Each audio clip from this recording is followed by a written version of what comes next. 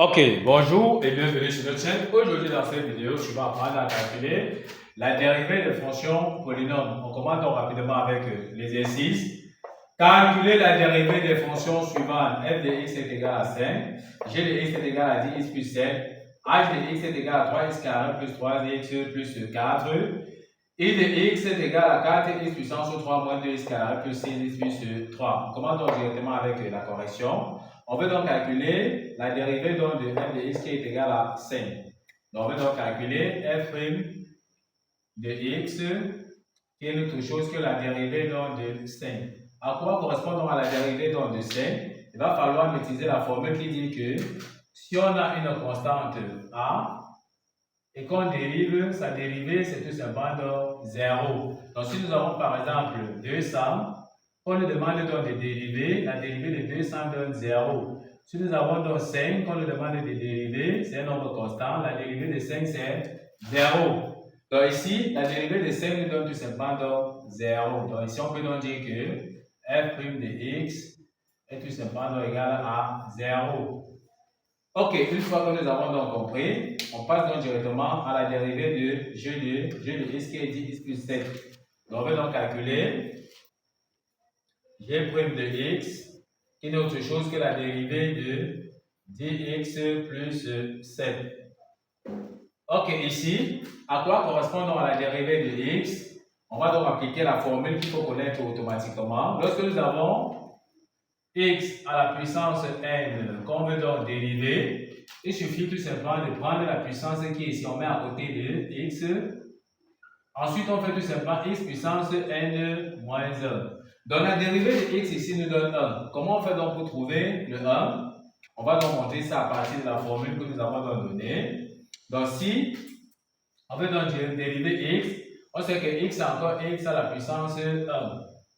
Donc, si on veut donc dériver ceci, on comprend que n ici pour nous c'est 1. Donc, on aura n qui est donc 1, x puissance n moins 1. N étant 1, donc on aura 1 moins 1, d'accord? Ceci sera égal à 1, x puissance 1 moins 1, 0. On sait que tout nombre à la puissance 0, c'est 1. Donc, effectivement, la dérivée de x est tout simplement égale à 1. Donc, ici, si on a donc compris, la dérivée donc de x ici sera donc 1. On aura 10 facteur de 1.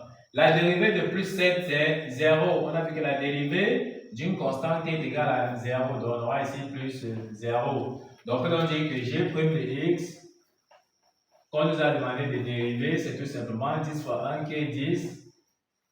Voici donc la dérivée de g de x que nous avons donc tout simplement donc trouvé. Si on a donc compris, on passe donc au h. H de x c'est 3x carré plus 3x plus 4. On demande donc de dériver. On aura ici h' de x est tout simplement égal à la dérivée de 3x carré plus 3x plus 4. Qu'on nous demande donc de dériver. Ce qu'on doit faire, il va falloir connaître la dérivée de x carré. La dérivée de x carré c'est 2x. Comment on fait pour le savoir? On applique toujours la formule que nous venons de voir ici. Donc, on va montrer, si nous avons x au carré, qu'on nous demande donc de dériver, ça veut dire que n ici pour nous, c'est tout simplement donc 2. Ça sera donc n, 2, puissance x puissance n moins 1. N étant 2, on aura 2 moins 1. Donc, on va dire que ça fait 2 moins 1, c'est 1. Donc, ça nous donne bien 2x. Donc, la dérivée de x carré, c'est bien 2x en appliquant dans notre formule. Ce qui signifie que la dérivée de x carré, c'est 2x. Donc, ici, on aura 3 multiplié par la dérivée de x carré qui est donc 2x plus 3 multiplié par la dérivée de x. On a vu que la dérivée de x, c'était tout simplement donc 1. On multiplie par 1. La dérivée de plus 4, c'est une constante. On a vu que la dérivée de toute constante, c'est 0. Donc, plus 0. On peut donc dire que notre h' de x, on nous a demandé de calculer, c'est quoi? 3 fois 2x, ça nous donne 6x. Plus 3 fois 1, ça nous donne plus 3. Voici donc la dérivée de h de x que nous venons donc de trouver. H' de x est égal à 6x plus 3. Si c'est compris, on va donc passer à la dérivée de i de x. On a ici i' de x. sera donc égal à 4x puissance 3 moins 2x carré plus 6x plus 3, qu'on veut tout simplement donc dériver. Quelle est donc la dérivée de x puissance 3? On va encore appliquer la formule que nous venons de voir ici. Donc, si on veut dériver x à la puissance 3, en appliquant la formule, ce qui signifie que notre n, c'est tout simplement donc 3. Donc, on aura ici 3x puissance n moins 1. Donc, 3 moins 1. Ce qui signifie qu'on aura ici 3x puissance 3 moins 1, ça nous donne 2. Donc, la dérivée de x puissance 3, c'est 3x au carré. Si on a donc compris, qu'est-ce qu'on aura? On aura donc 4 multiplié par la dérivée de x puissance 3. Donc, on aura 4 multiplié par la dérivée de x puissance 3 qu'on a vu, c'est 3x au carré.